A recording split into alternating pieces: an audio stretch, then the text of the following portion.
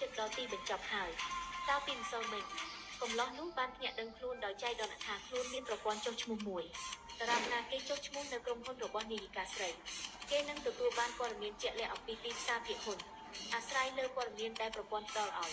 គេក៏រកលុយបានរាប់ម៉ឺនគ្លៀង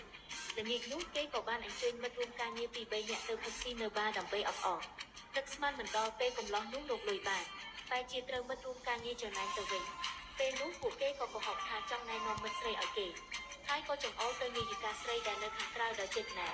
ពេលនេះកំឡោះដែលស្រវឹងស្រាលក៏ជឿថាជារឿងពិតក៏ស្ទុះរត់ទៅរកនាងវារាំងផ្លូវរបស់នាយិកាស្រីនោះអូនស្អាតបងសុំលេខទូរស័ព្ទផងលោកមានការអីឬមិត្តភក្តិខ្ញុំថាអូនងាយស្រួលចែកចំណាក់បងឈ្មោះសុងយូអូនស្អាតឈ្មោះអីលោកឬយាមកំឡោះដែលមិនដឹងរឿងនោះមានទឹកមុខញាក់ឲ្យយ៉ាងខ្លាំងដោយដឹងថាឈ្មោះរបស់នាងដូចខៅកែខ្លួនឈ្មោះដូចគ្នាទាំងស្រុងថែមទាំងមុខមាត់ក៏ស្រដៀងគ្នាទៀតពេលកំឡោះនោះសម្លឹងមើលឲ្យច្បាស់ហើយម៉ែអានេះគឺនាយិកាស្រីនាយិកាស្រីក៏ស្គាល់ថាគេជាបុគ្គលិកថ្មីរបស់ក្រុមហ៊ុនខ្លួន